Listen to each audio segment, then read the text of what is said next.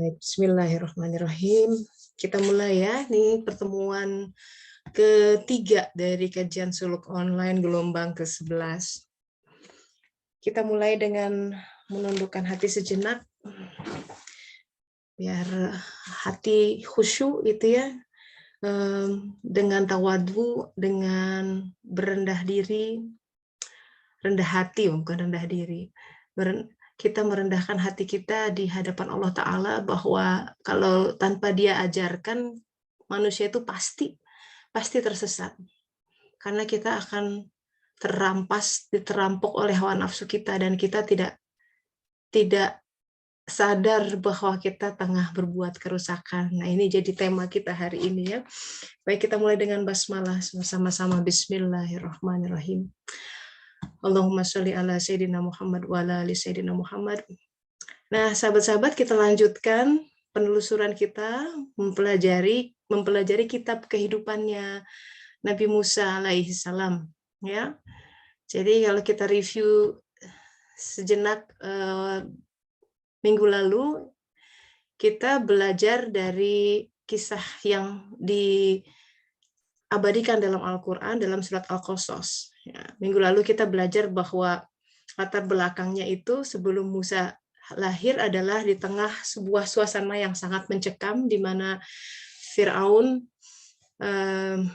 Ramses II gitu ya, Ramses kedua itu mengeluarkan dekret untuk membunuh semua bayi laki-laki dari Bani Israel.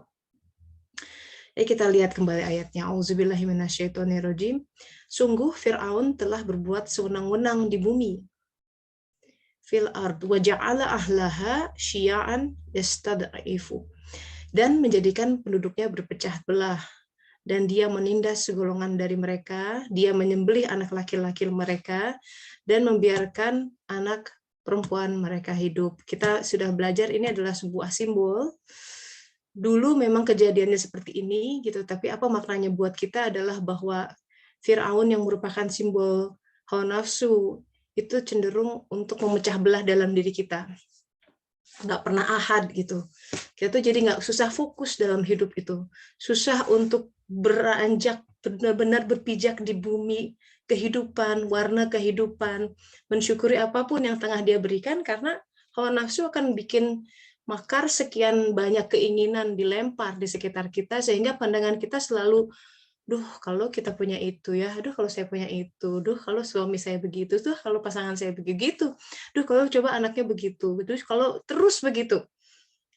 Tapi dia tidak pernah mengagungkan apa yang ada di bumi yang dia pijak. Itu namanya sebuah keterpecahan, pecah belah. Jadi kalau barang pecah belah ya nggak laku ya, dan tidak berfungsi. Piring yang pecah tidak dipakai untuk makan, gelas yang pecah tidak akan dipakai untuk dituangkan minuman di situ.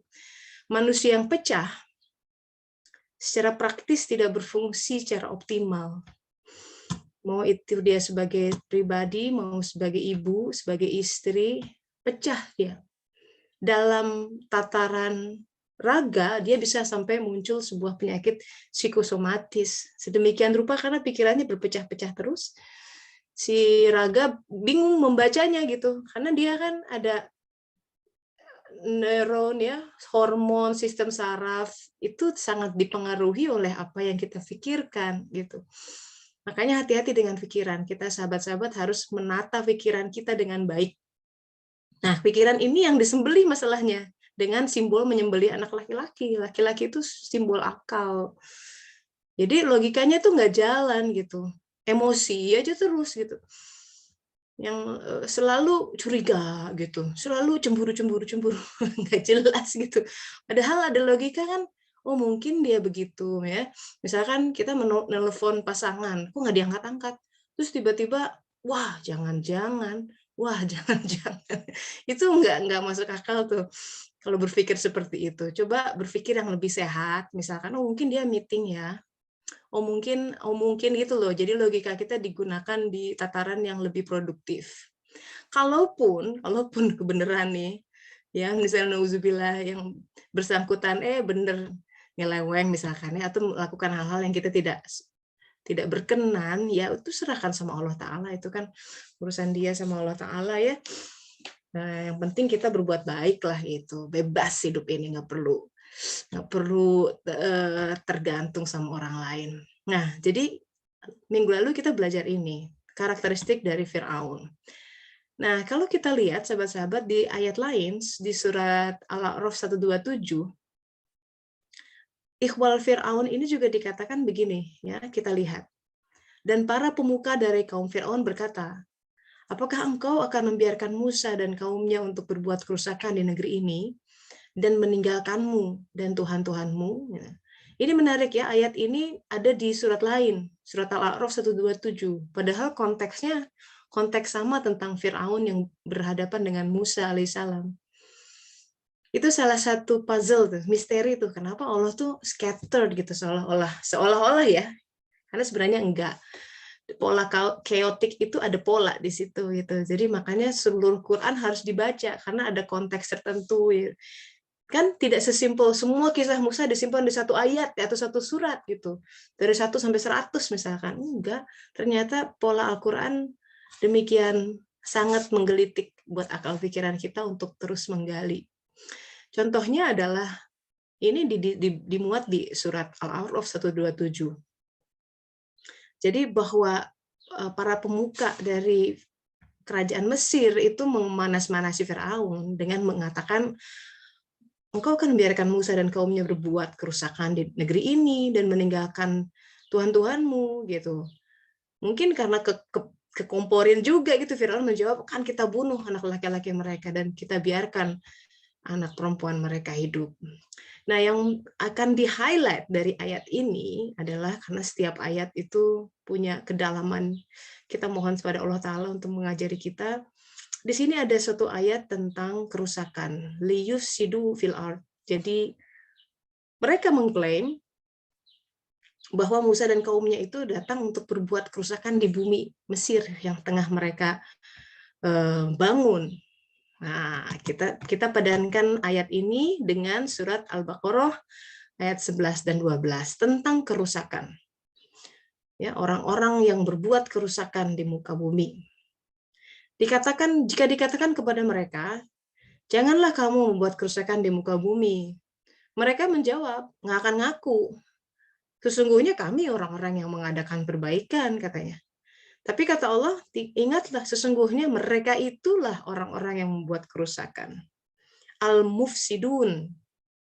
Tapi mereka tidak sadar, ini ngeri banget nih. Karakteristik hawa nafsu itu cenderung membawa kepada kerusakan. Merasa dirinya baik. Dan dia merasa dirinya berbuat perbaikan gitu. Mengerjakan hal-hal yang keren, yang bling-bling gitu. Dan orang tuh lihat, wow, sukses ya, that's kind of achievement gitu. Tapi lihat ngerinya ya, bagaimana Quran kemudian membatasi tuh. Ada orang-orang yang merasa dirinya berbuat perbaikan. Oh, ayo nak, kamu sekolah di sini, anak itu the best. Kamu harus pesantren di sini is the best. I'm not against pesantren gitu ya, tapi itu cocok nggak buat si anak? Ayo kita beli rumah di sini itu yang harganya nanti sekian lama naik gitu ya.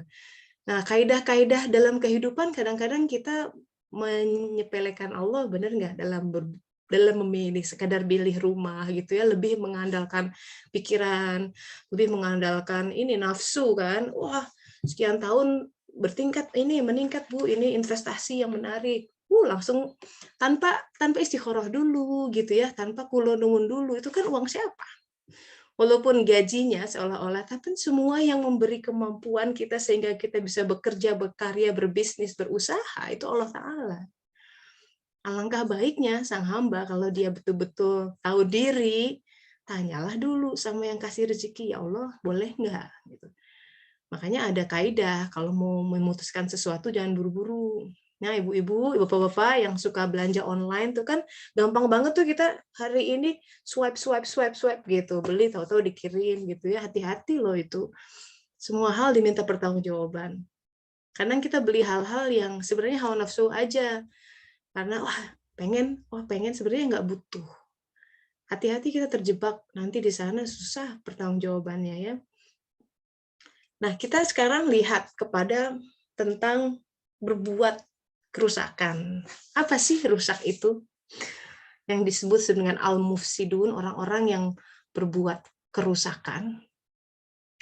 Jadi kita harus lihat dalam Al-Quran, jadi yang namanya kerusakan adalah dikaitkan dengan sesuatu yang tidak thayyib.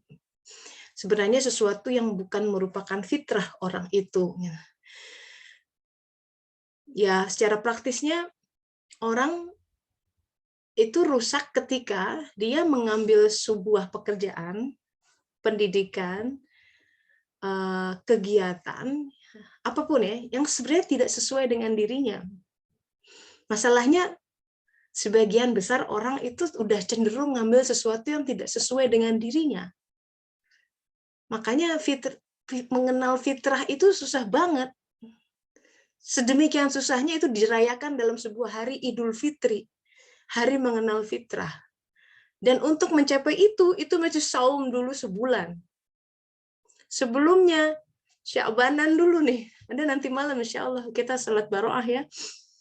Waduh, itu benar-benar, dan kata seorang ulama, kalau mau dapat Lailatul Qadar itu hari di mana kita lebih mengenal fitrah diri, itu persiapannya sejak Syawal tahun lalu gitu. Sejak Idul Fitri tahun lalu. Ada apa di sana? Kenapa kok susah banget mengenal fitrah? Mengenal diri kita, ada siapa kita. Jadi seharusnya kita bisa melihat ya dalam hal ini sahabat-sahabat bahwa semua ritual agama, Idul Fitri kita perayakan dari dulu ya. Tapi bagaimana melihat ini to put into context dalam sebuah suluk pencarian kita. Idul Fitri, hari di mana fitrah kembali. Dari dulu udah bilang, oh itu seperti bayi kembali suci lagi. But what does it mean for us? Gitu. Bener deh, tanya dulu, apa sih makna Idul Fitri buat kita? Emang merasa seperti bayi suci gitu? Gimana taunya? Jangan-jangan ini yang merasa baik, merusak berbuat kebaikan, tapi mereka tidak sadar. Jadi Al-Quran itu sebenarnya memberi sebuah panduan ya. Dalam Al-Baqarah surat lain juga dikatakan, sesuatu yang kau anggap baik, belum tentu baik. Di lain sisi, sesuatu yang kita anggap buruk juga belum tentu buruk. Allah Maha tahu. Jadi sebenarnya setiap saat kita berada dalam kondisi fakir. Membutuhkan sekali panduannya. Membutuhkan pertolongannya dalam setiap tarikan dan helaan nafas. Semakin tauhid kita kuat, semakin kita tahu kita bergantung sama Allah Ta'ala sepenuhnya. Sepenuhnya. Dan bahwa selama ini, kalaupun keadaan atau things went well, baik-baik aja itu semata-mata karena dia jaga sebagai Rabb kita. Something that we took it for granted, gitu, atau something that kita nyatut kesuksesannya gitu, nyatut pemeliharaannya sebagai itu kan gue tuh yang karena gue keren atau aku yang jagoan gitu atau apa. Dia Allah bertahun-tahun disepelekan, sabar sekali ya, dicuekin gitu. Kita aja kalau ada orang gitu di depan kita atau pasangan ya dia lihat handphone gitu nggak enak gitu rasanya. And yet gitu hati kita berkali-kali berpaling kepada selain dia, dan dia tetap memberi kita oksigen, nafas, diaturkan makanan. Kita mau makan ngunyah-ngunyah telan aja. Sejak dari tenggorok kerongkongan ke bawah nggak dipikirin, bener nggak? Nah, padahal perjalanannya panjang itu dari esofagus ke lambung, usus 12 jari. Aduh, itu so hormon yang involved ya, yang terlibat, semua sistem saraf. Dibikin aja ususnya 10 cm nggak peristaltik, waduh, udah kesakitan, nggak bisa meraung-raung, harus dioperasi. But kita kan nggak mikir itu. Jadi sebenarnya I come into conclusion ya, sebenarnya kita tuh menerima banyak banget gitu. Bahkan hidup itu sudah hidup aja ini udah suatu karunia yang luar biasa. Terus saya menempuh sampai satu pada kesimpulan, saya pikir ya, dengan kesadaran ini rasanya untuk membalas, untuk bisa bersyukur dengan satu tarikan nafas kehidupan, bisa gitu dan bisa hidup, bisa melihat. Itu kalaupun seumur hidup saya dedikasikan hidup saya untuk ibadah dan tidak berbuat dosa, kayaknya nggak akan pernah impas gitu. And yet selama berapa seumur hidup kita? Waktu itu saya bikin status, ada sekian banyak, udah dihitung-hitung tuh, kalau kita usianya 80 tahun, sekian banyak nafas. Jadi yang sebenarnya apa sih yang dia harapkan dari kita? Ada informasi menarik ya, yang saya baca, hadis tentang bumi putih. Wah, itu mind-blowing. Hadis dari Rasulullah SAW. Rasulullah tuh kasih banyak hints bahwa di luar sana itu ada makhluk dabah yang makhluk intelijen. Tunggu aja, masalah waktu bisa nemu atau terbuka gitu ya. Tapi ini hadisnya bahwa ada yang namanya bumi putih. Bumi itu ukurannya sebesar matahari. Wow ya. Coba di Google deh. Perbandingan bumi sama matahari itu jauh banget. Buminya segede matahari. Dan di dalam bumi itu tidak ada satupun yang berbuat maksiat. Semuanya taat.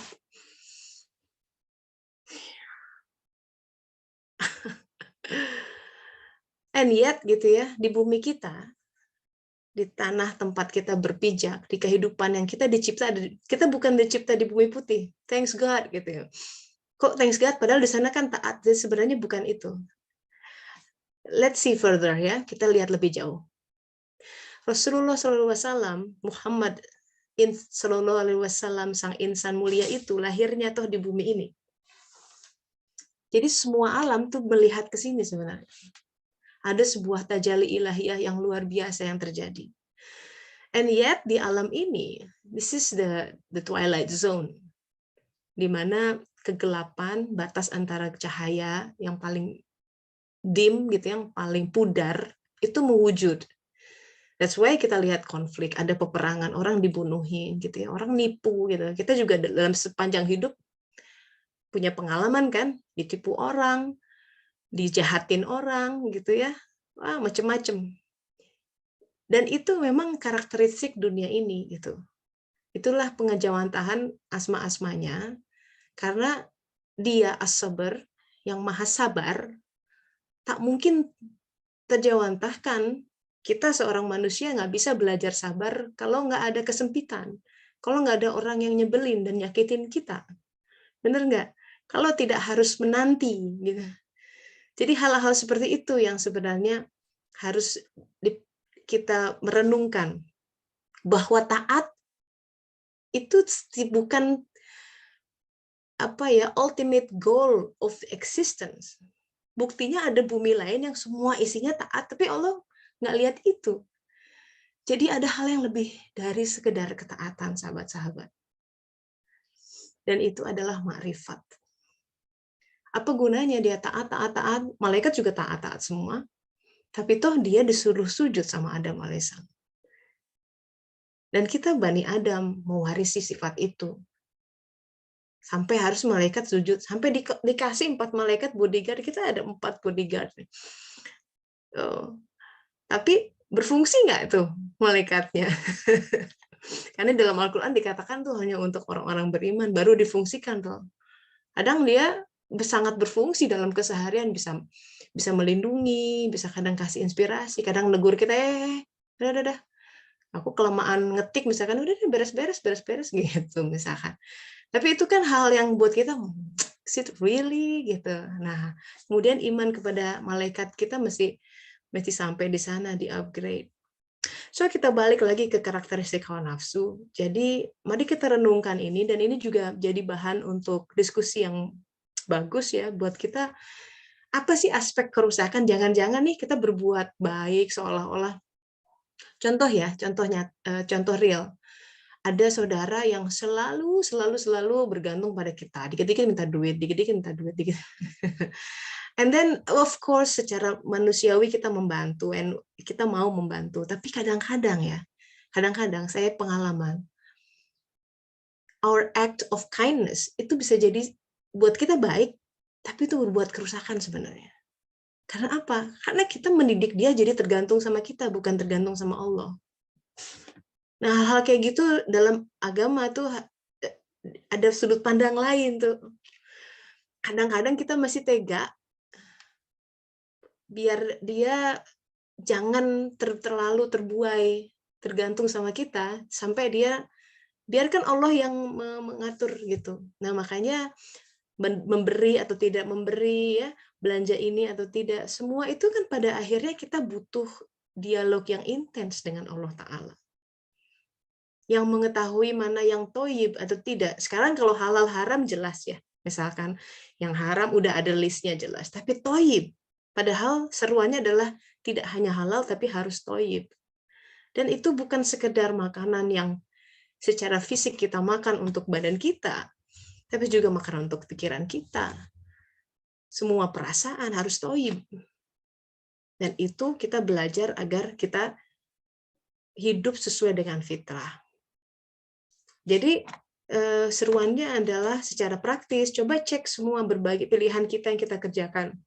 Pekerjaan saat ini, ya, yang mau beli rumah atau ngontrak rumah, pendidikan anak atau siapa, mau ngambil bisnis, ya, segenap kegiatan, mau itu berapa porsi sedekah, infak dan lain-lain, juga investasi. Coba belajar selalu mohon dulu sama Allah Ta'ala sebelum konsul sana sini, sebelum hawa nafsu kita atau pikiran kita mengambil alih. Itu suluk. Karena itu adalah gerak kita taubat kembali kepada Allah Ta'ala. Itu adalah adab yang kita bangun bersama Allah Ta'ala. Ya. Nah, diam dulu. Dalam silence, dalam diam itu dia hadir. Makanya ketika dalam Al-Qur'an, dalam sholat itu ada tumakninah, misalkan harus diam di antara dua gerakan. Atau ketika baca Al-Fatihah, dianjurkan antara perpindahan ayat diam beberapa saat. Karena dalam hadis dikatakan Allah tuh sedang menjawab kita. Kalau kita terlanjur sibuk dengan ngomong, padahal kita punya katanya you have 2 ears and 1 mouth. Artinya harus lebih banyak mendengar dibanding bicara. Ya, kita lanjut ya. Ini juga tentang Ibu Musa ya. Jadi kemarin kita sudah bahas tentang pewahyuan. Bagaimana Allah mewahyukan wahayna ya kepada ibunya Musa. Ini ganti ya. Terjemahannya jangan ilhamkan tapi wahyukan.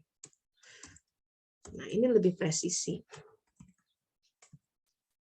Karena kita harus paham makna wahyu itu sesuatu yang memang Allah turunkan, tidak hanya terbatas pada nabi-nabi. Nanti kalau lihat di ayat lain surat An-Nahl, Allah mewahyukan kepada lebah gitu. Nah, jadi setiap orang punya sebuah akses yang ultimate kepada Sang Pencipta, sedemikian rupa hidupnya bisa di-guided seperti itu. Ini adalah yang episode Ibu Musa menghanyutkan sang bayi ke sungai. Ini kalau mau digali, ini bisa banyak ilmu tentang parenting tuh di situ. Kan kita orang tua sering dibuat khawatir ya akan masa depan anaknya. Sebenarnya kaidah Al-Quran, jika engkau khawatir terhadapnya, katanya hanyutkan dia ke sungai. Apa itu makna sungai?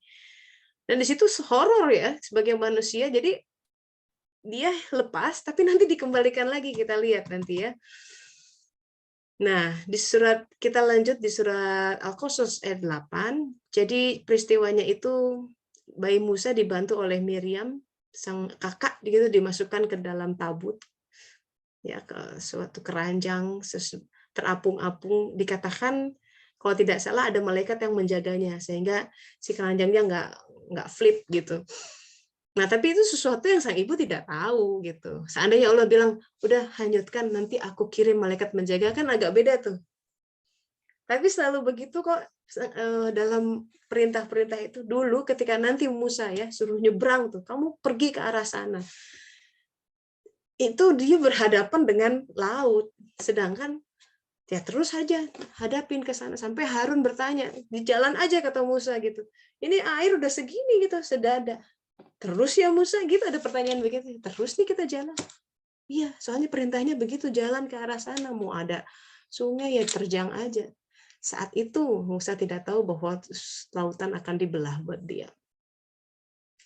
Itu indahnya berserah diri. Cuma kuncinya adalah memastikan. Ini kata berserah diri pun tidak mudah, sahabat-sahabat, untuk mengimplementasikan. Karena tidak sama dengan pasrah. Udahlah, kita pasrah aja, pasrah. Pasrah sama apa? Kadang kita pasrah sama, kalau pasrah itu udah yang, kadang definisi kita pasrah udah karena udah capek ngapa-ngapain, udahlah pasrah aja gitu. Tapi sebenarnya beda hal gitu, antara berserah diri dengan pasrah, menurut saya. Dan ini saya pikir harus digali ya. Kita sudah berserah diri atau belum? Jangan-jangan berserah diri kepada Allah Ta'ala gitu. Dalam Al-Quran, sahabat-sahabat, taubat yang benar itu taubat yang diikuti dengan berserah diri. Jadi kalau ya it's nonsense atau bullshit kalau kita bilang aku mau taubat sama Allah Ta'ala, kita taubat, tapi nggak mau diatur oleh Allah dalam kehidupan, nggak mau berserah diri. Tapi begitu menghadapi takdir, kehidupan, sesuatu yang Allah tuliskan, protes terus, ngeluh terus. Jadi berserah dirinya di mana di situ. Nah, jadi ini ya diantaranya. Nanti ketika bayinya dihanyutkan, kan ibu Musa nggak tahu tuh Yochebed itu bahwa bayinya bakal diambil oleh keluarga kerajaan lagi. Gitu kan horor. Dia itu coba ya bayangkan, ini luar biasa Allah bikin kisah tuh.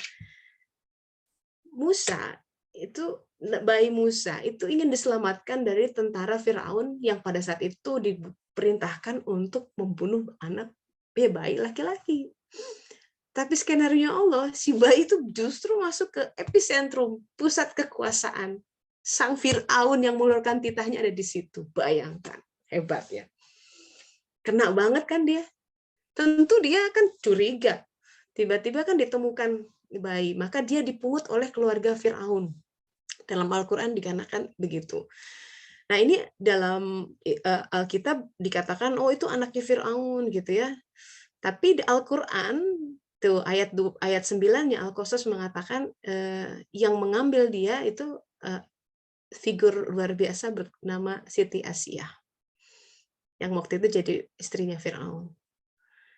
Dan istri Firaun berkata, sampai tidak disebutkan nama tapi disebutkan, dan istri Firaun berkata, dia adalah penyejuk mata hati bagiku. Dan Asiyah, by the way, coba dicek ya, kalau tidak salah dihapus tuh namanya dari keluarga. Jadi ke Mesir itu dia kalau kan dia memahat nama-nama orang tuh di batu apa ya, di piramid. Jadi kalau ada yang menurut mereka murtad gitu kan, menurut mereka Siti Aisyah itu murtad karena dia kan bertauhid ya, bukan menyembah Firaun. Jadi dihapus namanya. Tapi Al-Quran mengabadikan penggal ini luar biasa. Dan istri Fir'aun berkata, dia adalah penyejuk mata hati bagiku. Jangan kamu membunuhnya, mudah-mudahan dia bermanfaat pada kita. Atau kita ambil dia menjadi anak. Terus dibuang sedang mereka tidak menyadari. Coba di sini ya, Fir'aun. Kan nggak bodoh dia. Dia raja yang pintar ya. Mengeluarkan dekret, tiba-tiba ada anak bayi masuk. Kan curiga, ini bayi Bani Israel deh kadang. Jangan-jangan gitu ya. Kan dia bisa aja udah bunuh semua termasuk bayi ini. Itu cara Allah menyelamatkan. Epic banget ya. Cara Allah menyebutkan nih, kamu takut akan sesuatu, even though kata Allah menyebutkan, walaupun si bayi ini saya sampaikan di depan sang penguasa yang mengeluarkan titah, kalau aku tidak berkehendak dia membunuhnya, nggak kebunuh. Itu kejadian. Itu ayat menggetarkan, ajaib sekali. Itu pesan ilahiyah yang dalam. Dalam hidup tuh kita kadang-kadang, jangan-jangan ini takut itu, cukup nggak ya gitu ya. Banyak ketakutan lah, coba bisa kita identifikasi satu persatu. Kuncinya tuh berserah diri buat Allah. mau itu di depan sekalipun, kalau Allah tidak berkehendak, begitu kan diskusinya juga. Kalau memang tidak ada tulisannya di kitab sana, nggak akan kejadian. Jadi Musa itu memang nggak ada di kitab Lauh Mahfuznya, nggak ada dia dibunuh waktu bayi. Jadi bahkan disampaikan di depan sang penguasa lalim seperti Firaun sekalipun, kan dia bisa langsung bunuh. Enggak tuh, nggak kejadian. Aneh sekali. Itu seperti menohok right to the ini ya ini ya, coba serap deh ini message dalam gimana bayi Firaun ditemukan oleh keluarga kerajaan dan Firaun sendiri. Memang di dalam cerita, kalau tidak salah di tafsir Ibnu Katsir, kisah nabi-nabi, dikatakan Firaun tuh masih tetap curiga walaupun Musa tuh lama pernah waktu bayi, karena dia ingin ngetes katanya, ini kalau anak ini bener gifted gitu. Jadi dia ada 2 piring, dia bilang sama pembantunya, hidangkan 2 piring, yang satu berisi buah-buahan, jadi dua-duanya tuh warnanya sama. Tapi yang satu buah-buahan bisa dimakan, yang satu bara. Berbahaya. Kalau anak ini gifted, katanya dalam pikiran Firaun, dia bisa membedakan mana yang gitu, just simple like that. Dan Musa itu emang karena bayi ya, fitrah dan suci, dia mau ngambil buah tuh. Jadi dia tahu mana yang bahaya, mana yang baik buat dia. Tapi kalau dia ngambil buah, kemungkinan dia akan dibunuh. Apa yang terjadi? Sama malaikat di switch tangannya, sit gitu, sambil dia ngambil bara and terluka. Gitu ceritanya katanya. Jadi lidahnya itu luka. Maka dikatakan Musa itu kalau bicara agak kurang jelas. Nanti ketika dia harus berhadapan dengan Firaun, anaknya Ramses, yaitu Merneptah, dia minta sedemikian rupa minta Harun, kakaknya, untuk ikut, karena ngomongnya begitu katanya. Jadi lidahnya sempat luka tuh gara-gara uji cobanya Firaun, bapak tirinya. Gitu. Sampai dia tuh memang masih menyimpan curiga. Coba dites deh. Wah, ternyata gagal. Oh ya, bukan benar kali gitu. Tapi itu Allah lindungi terus ya. Jadi orang mau pikir makar sekalipun, sahabat-sahabat jangan takut. Mau ngirim santet lah apa ya, kita mau pegangnya sama Allah Ta'ala. Nggak usah pakai jimat-jimat macam-macam. Tawakal 100% sama Allah.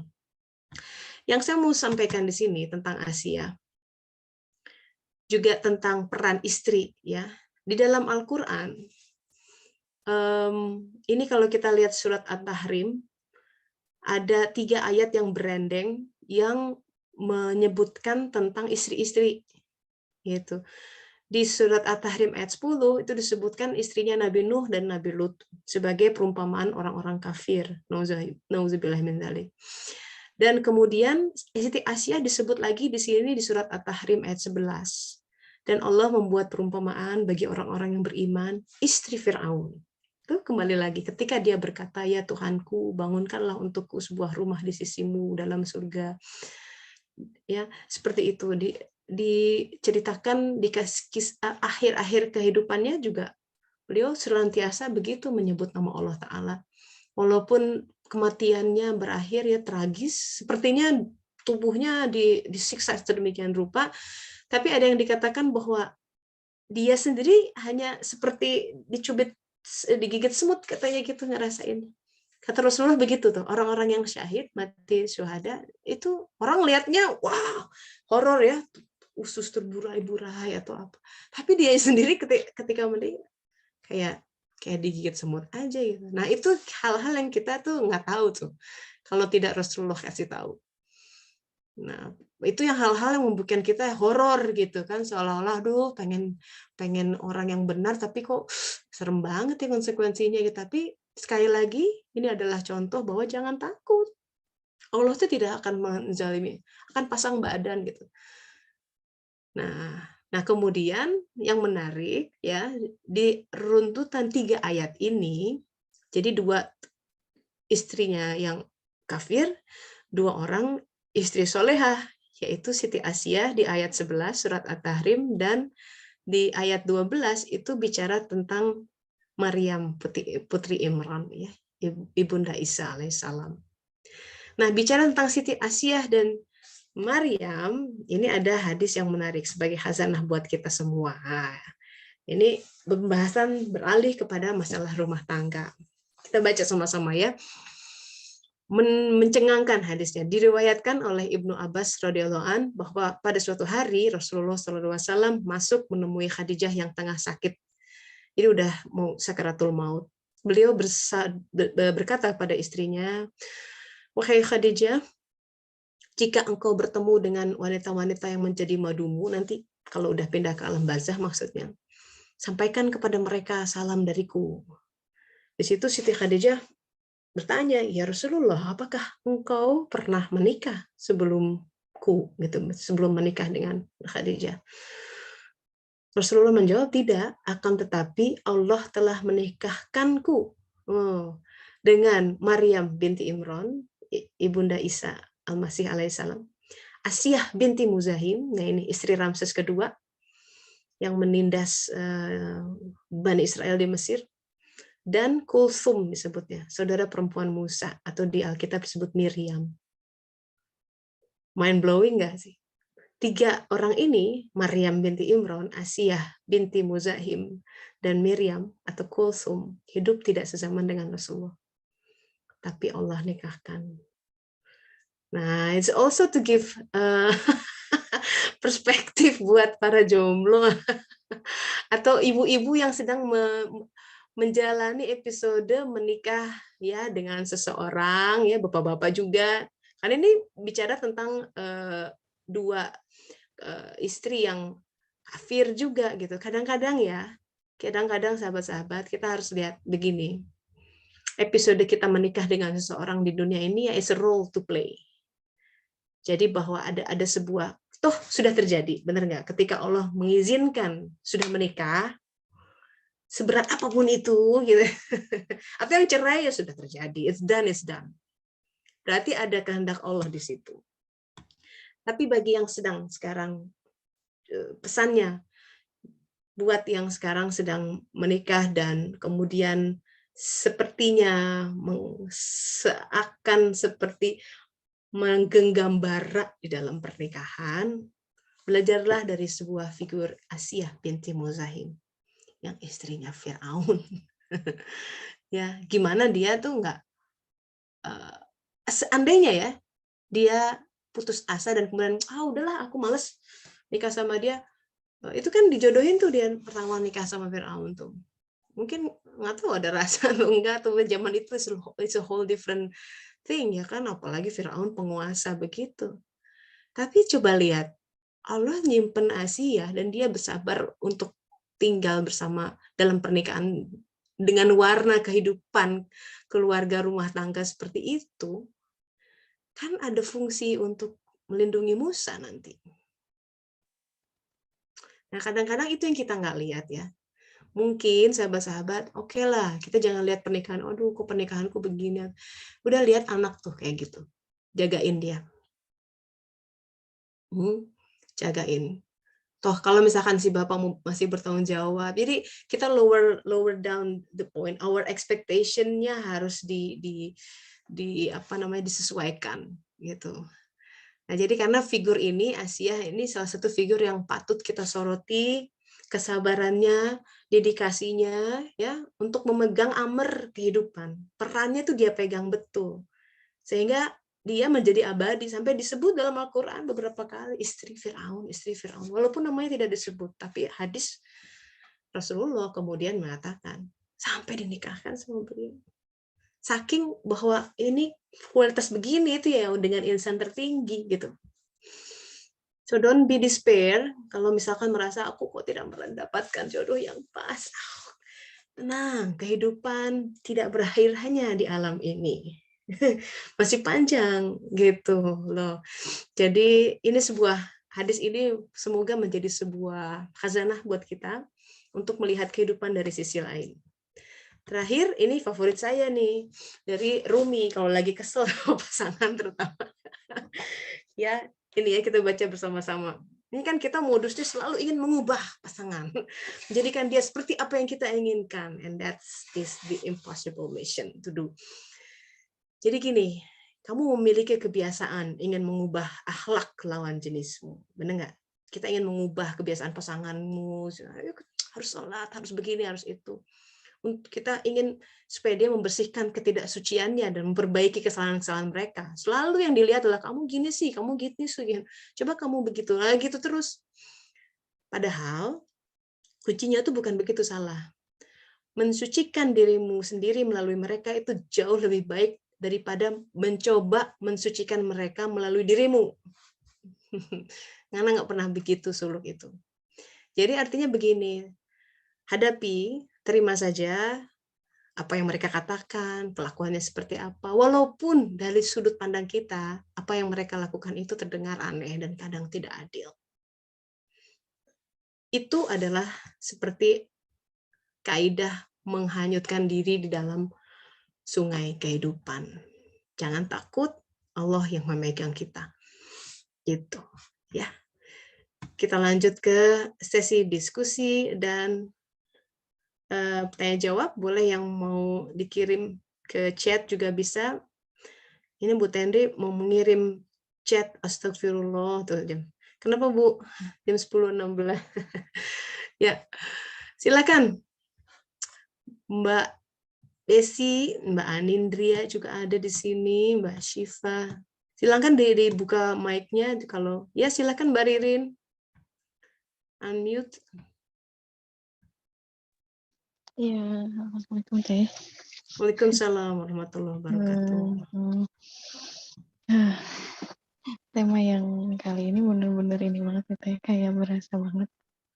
Kenapa? Tentang hawa nafsu dan Musa dan Firaun ya. Jadi kayak ngerasa tuh beberapa akhir ini tuh kayak baru apa ya Teh, pertentangan gitu sih, kayak ini kalau udah terlanjur kayak misalnya tadi kayak salah apa di pendidikan, kayak misalnya salah mulai sekolah atau salah mulai kerja atau salah beli rumah gitu tuh kayak udah terlanjur gimana nih.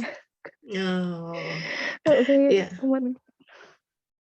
Kalau udah terlanjur, ya tinggal ini taubat, ya istighfar. Nanti Allah reset kok. Ini ya, yang namanya takdir kehidupan, kita itu tidak bisa berjalan kecuali di jalan-jalan yang Allah sudah tulis kok sebenarnya. Every single possibility, triliunan ada.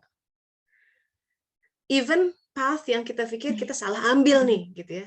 Tapi manusia tuh nggak bisa create their own path kecuali ada opsi lain gitu. So maksudnya begini, even though path itu salah, selalu ada kebaikan di situ dan selalu ada jalan untuk kembali. Makanya taubat is the key. Taubat itu kita menghadapkan lagi wajah kepada Allah Ta'ala. Kita istighfar banyak-banyak. Astagfirullah. Alhamdulillah nih dikasih kesadaran. Banyak orang nggak sadar bahkan dirinya sudah menyimpang. Astagfirullah gitu, banyak-banyak istighfar. Kemudian berserah diri. Nanti kita lihat Allah akan belokkan kemana lagi gitu, diaturkan gitu ya. Yang masalahnya gini, kebanyakan orang tuh bahkan nggak minta gitu loh. Ya Allah tolong aturkan hidup saya, tuh bahkan nggak minta. Padahal Allah tuh dia zat yang maha sungkan gitu. Kalau boleh saya bilang ya, maybe it's not appropriate to say gitu, dia maha kuasa dan lain sebagainya, tapi dia tuh soalnya ada hadis kutsinya, dia bilang aku paling ragu sama orang yang tidak mau mati gitu, padahal dia harus, jadi tidak mau mati itu dia mau berserah diri. Sampai sopannya demikian rupa ya, nggak yang kamu ke sana, kita kan kalau punya pembantu ambil bosi banget gitu. Allah tuh nggak gitu, karena kita merasa yang wow gitu ya, kita kan bayar dia gitu, rugi banget kalau dia cuma ongkang-ongkang kaki. Enggak begitu. Allah tuh sangat-sangat ya, sangat sungkanan gitu ya. Jadi kalau lihat dianya kok agak kurang ini, dia tunggu. Tapi kita mintalah, makanya daripada kita minta macam-macam, ya Allah, minta hati yang ikhlas, minta hati yang berserah diri. Dan Allah sholat tuh begitu. Ya Allah, minta Rasulullah aja berdoa, jangan engkau serahkan diriku pada diriku sekejap mata pun. Itu ungkapan tauhid tinggi tuh. Karena dia sadar, terus sang insan tertinggi itu sadar. Begitu kita ambil alih kehidupan, kapot itu kalau orang Belanda bilang, udah hancur lah. Hancur. Ada cerita lucu nih, bukan lucu ya, cerita bagus berkaitan dengan ini. Jadi suatu hari Nabi Sulaiman menemukan semut gitu. Semut itu dia bilang, dia cari-cari gula sana sini. Dia bilang, "Hei," kata si Nabi Sulaiman kan bisa bahasa binatang. "Udah deh, kehidupan kamu sebulan apa? Kamu nggak usah kemana-mana." Ini adaptasi dari cerita itu ya. Intinya begitu. Saya penuhi kebutuhan gula kamu sebulan, disimpan di situ. Terus dia bikinkan tuh wadah semut gitu ya, gula-gula simpen pokoknya jatah sebulan simpan gitu. Si semut agak hesitate sebenarnya, karena dia biasa cari-cari gula gitu, menggelandang. Tapi oke lah dia coba. Nah, yang menarik, belum sebulan, baru setengah bulan dilihat, kok masih banyak, kata Nabi Sulaiman. Kok kamu makannya dikit amat, nggak dihabisin? Ya, soalnya gini, kata semut. Aku tuh biasa makan selalu yang Allah sediakan di hari itu. Jadi aku jalan-jalan ke dan selalu ketemu. Sekarang aku ngandelin kamu. Nah, kalau kamu lupa gimana? Itu semut. Hebat banget. Semut tuh jauh lebih tahu ya. Kalau kita kan ngandelin orang, kebalik. Tenang. Kalau kata orang, katanya milioner gitu ya. Tenang, gaji biaya anak-anak, aku cover semua. Wah, kita kemudian menjadi tenang hati karenanya. Salah. Kalau buat semut, dia jadi tauhidnya lebih kuat daripada kita. Semut tuh bilang, selama ini aku tuh ngandelin Allah. Karena Allah tuh nggak pernah kurang ngasih aku, walaupun aku harus cari sana-sini. Tapi saat kamu menawarkan diri, aku jadi ragu deh. Kalau kamu lupa gimana? Jadi aku simpan, katanya. Just in case kamu Sulaiman lupa. Masya Allah, itu pelajaran ya. Semut tuh bisa tauhidnya begitu. Ya gitu Mbak Ririn ya, nggak apa-apa. Yang sudah terjadi, terjadilah. Kayaknya ada lagu Utaliku Mahua tuh tentang kayak begitu. Sudah terjadilah. Something like that. So, nggak apa ya. Insya Allah. Mbak Tendri bilang, terima kasih Mbak. Semangat terus ya. Ini saya baca chatnya nih. Maaf Teh, saya beristighfar karena diri selalu mau baik padahal hidup itu proses. Kita mestinya jalani saja dan ambil pelajaran dari sekeliling, insya Allah gitu. Gitu ya, insya Allah. Ini ada 2 kolega, ini ada Dokter Sali, Yuyos sama Sali Fitrianti, ini 2 teman kuliah saya nih, 2 seru banget ngumpul. Halo, apa kabar? Assalamualaikum. Ini yang satu dokter spesialis gizi. Apa kabar, Yos? Hai, lagi di mana nih? Sore praktek. Ini kita kok reunian begini? Alhamdulillah, akhirnya bisa live. Alhamdulillah, lagi di Bandung. Iya. Iya. Kamu Jalan Sunda kan prakteknya? Betul. Yes, I know. Di depan Jogja. Iya. Klinik itu. Tahu pernah lewat kan? Oh, Sali di sini. Ya, sahabat-sahabat yang mau berkonsul sama Dokter Sali tentang gizi-gizi tuh, diet atau apa ya, boleh ya? Boleh ya, Sal? Boleh banget. Boleh tuh. Catat tuh nomor teleponnya. Sal. Di Apotik Jaya Sentosa ya, Teh? Iya, betul. Iya, siap. Bagus. Makasih. Tuh ya, recommended tuh. Jadi silaturahmi, Sal. Yang satu kalau ada masalah telinga, hidung dan tenggorokan, ya, mau bersihin telinga segala, ya boleh ke Dokter Sali. Satu lagi nih, Sali Mahdiani ya. Sal, kamu prakteknya di mana, Sal? Limiati kan? Jadi ikut promo gini. Ini kan silaturahmi, ya kan? Silaturahmi. Biasanya sore tuh pada praktek, dokter Mada? Enggak, karena ada kajian suluk. Kalau sore nggak boleh praktek. Oke. Tapi hari ini kita mau bahas tentang ininya. So, did you hear hari ini tentang Siti Asia? Ada hadis mencengangkan. What do you think about it?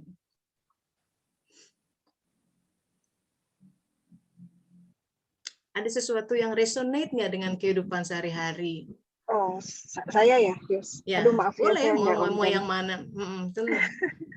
Ya, aduh, relate-nya banget lah. Banyak sekali ya, apalagi kalau mungkin ini sobat saya nih, guru saya, Tessa, udah hafal sekali lah semua permasalahan saya dari sejak dulu lah sampai sekarang. Relate banget sama masalah, terutama masalah keinginan yang target diri itu yang selalu menjadi membelenggu gitu, istilahnya menjadi raja gitu di pikiran, di dalam benak, di dalam hati nurani gitu. Kalau tadi berbicara masalah manusia yang retak seperti halnya gelas atau piring yang terbuat dari kaca pecah, itu tidak akan berguna, betul. Tapi yang saya rasakan pada saat kita retak itu didominasi oleh berbagai keinginan, yang rusak ternyata tidak hanya diri kita sendiri, tapi juga orang lain, lingkungan kita, orang-orang terdekat. Itu betul-betul saya rasakan. Jadi kadang-kadang kita juga merefleksikan diri sendiri gitu, kalau misalnya sedang berada pada tahap itu, saya merusak orang lain. Tapi di sisi lain, kalau saya merasakan, mungkin ada orang lain yang sedang berada di posisi itu, saya juga terkena imbasnya gitu. Jadi pada saat ada efek-efek negatif itu yang kena, ternyata yang pecah bukan cuma kita, tapi kita juga merusak orang lain gitu. Ya. Lalu berikutnya, kajian suluk ini salah satu momen yang harus terus dijaga gitu. Mudah-mudahan saya juga bisa istiqomah mengikuti dan menerapkan dalam setiap aktivitas gitu sehari-hari kehidupan. Karena kalau saya relate kan dengan keadaan saya setiap harinya, banyak hal-hal di kita sendiri itu yang selalu membuat bahwa keinginan itu selalu berada di atas segalanya. Jadi apalagi misalnya kalau saya dalam praktek sehari-hari, misalnya kita melakukan satu operasi, ini harus benar, harus bagus, pasiennya harus sembuh, pasiennya harus bisa dengar. Itu tuh target-target itu tuh kadang-kadang suka kita letakkan, yang pada suatu saat kita kadang-kadang sebenarnya kalau dalam posisi kita waktu mepet gitu, terus udah gitu terjebak sama waktu yang sangat-sangat sempit, itu kadang-kadang kita seolah lupa gitu bahwa kita harus berserah. Nanti pada saat tindakan sudah selesai, oh iya ya, itu yang saya lewatkan gitu. Jadi memang harus banyak diingatkan, jangan terburu-buru. Kalau saya selalu, kalau saya ingat saya harus memutuskan sesuatu dalam waktu yang sangat singkat, yang saya ingat adalah pesannya dari Tessa gitu. Jangan buru-buru, rem dulu. Karena pada saat kita buru-buru, tidak mengerem sesuatu, ternyata ada sesuatu, banyak hal yang kita lupakan gitu. Ya, tuntutan pekerjaan di rumah sakit menuntut kita untuk selalu on target.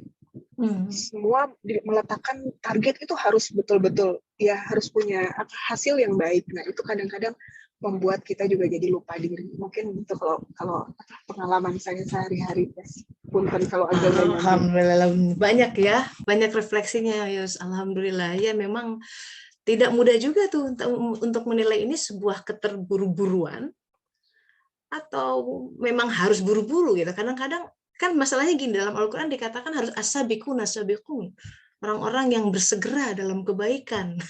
Gimana batasnya bahwa itu bersegera dan tidak buru-buru? Itu juga nggak mudah. Setidak mudah ketika kita bilang saya berserah diri. Itu berserah diri atau just simply give up? Two different things. Tapi halus sekali. Artinya, kembali lagi sahabat-sahabat, ini yang sebenarnya diseru dalam suluk ya. Kita mesti benar-benar sampai rasa hati itu bunyi gitu. Benar-benar, artinya kita nggak bisa mengandalkan hanya dengan logika dan pikiran semata sebenarnya menghadapi kehidupan itu. Makanya wajib mengasah hati itu. Seminimalnya lewat sholat, maka jaga tuh waktu sholat. Tapi kan kualitas sholat kita kan kurang tuh. Yang 17 rakaat itu, maka tambahinlah dengan rawatib. Karena yang wajib itu kalau 100% dia jiwa, wah akan seger tuh. Tapi kan kita meleng sana situ, inget barang lupa, habis ini apa gitu. Jadinya yang harusnya dapat 100 kalori, katakanlah ini karena ada dokter gizi ya, I don't know, maybe 1000 kalori itu satu sholat, satu rakaat itu buat jiwa. kemudian berkurang menjadi hanya 100 atau 200 kalori, maka dia harus tambah pakai sholat lain atau ibadah lain, atau tambahinlah infaknya gitu kalau waktunya juga terbatas. Jadi ada hal-hal dalam kehidupan yang namanya, jadikan itu semua tangga menjadi ini tangga kita mendekat kepada Allah Ta'ala. Atau kita ngadepin pasien ya, kayak Taino juga punya klien gitu ya, pasien atau apa, atau ngadepin anak, apapun yang kita pegang, jadikan itu sarana berzikir sama Allah Ta'ala gitu.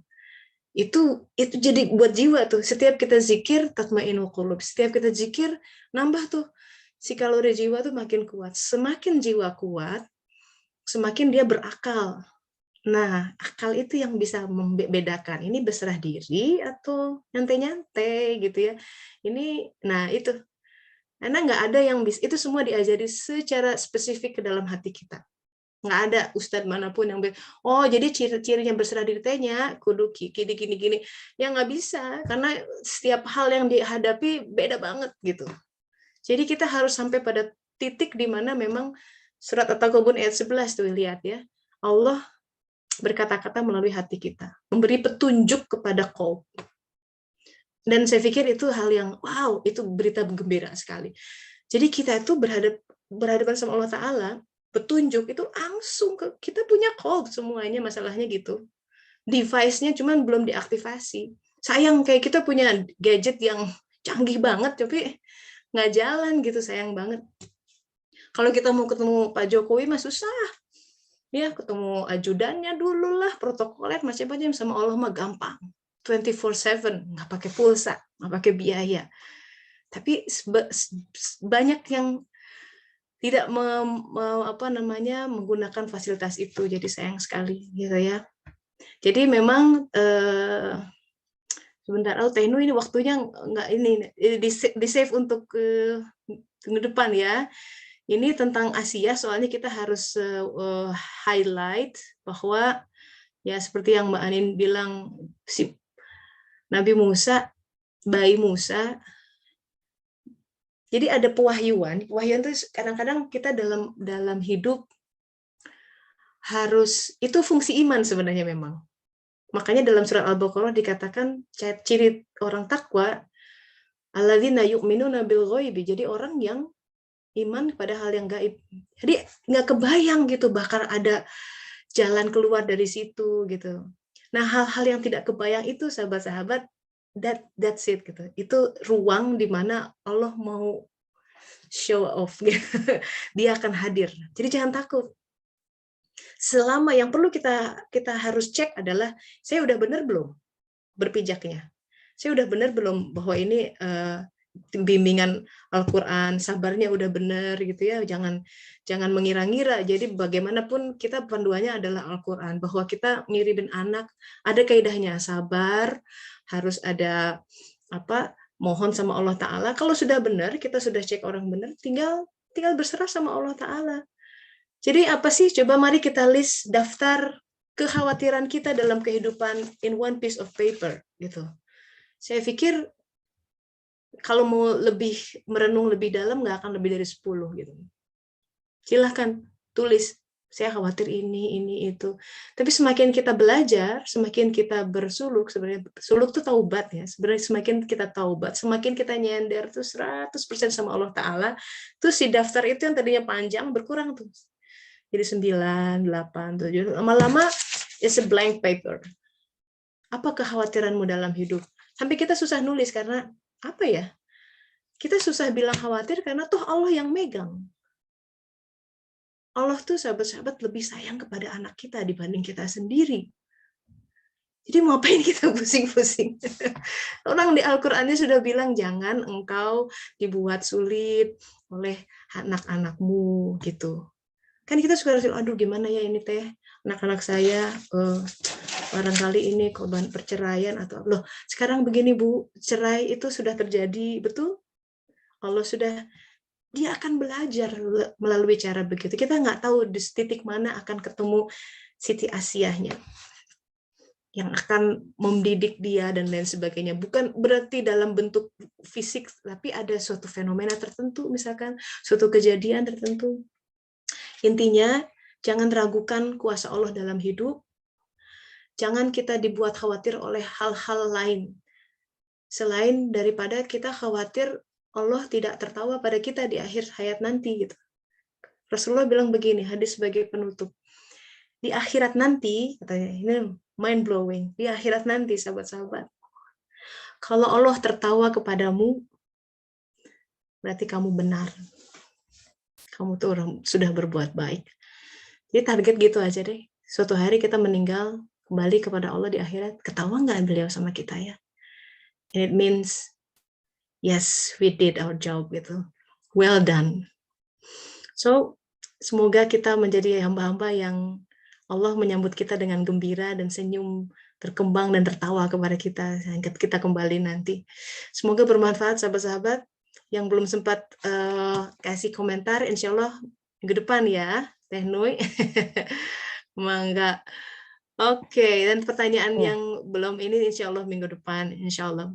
Ya, Terima insya kasih, Allah, alhamdulillah Turun, kita Teh. tutup dengan ya doa akhir majelis. Alhamdulillah, subhanaka Allahumma wa bihamdika asyhadu an la ilaha illa anta astaghfiruka wa atubu ilaik. Alhamdulillah ya Allah. Selamat beraktivitas kembali, mengalir Hatur nuhun, di Teh Tessa. masing-masing. Dulu ya. Assalamualaikum teman-teman. warahmatullahi Teh, wabarakatuh. waalaikumsalam warahmatullahi Waalaikumsalam wabarakatuh. warahmatullahi wabarakatuh. Nuhun sal. Nuhun ya Teh. Yes, yes, sami-sami. Yes. Yes.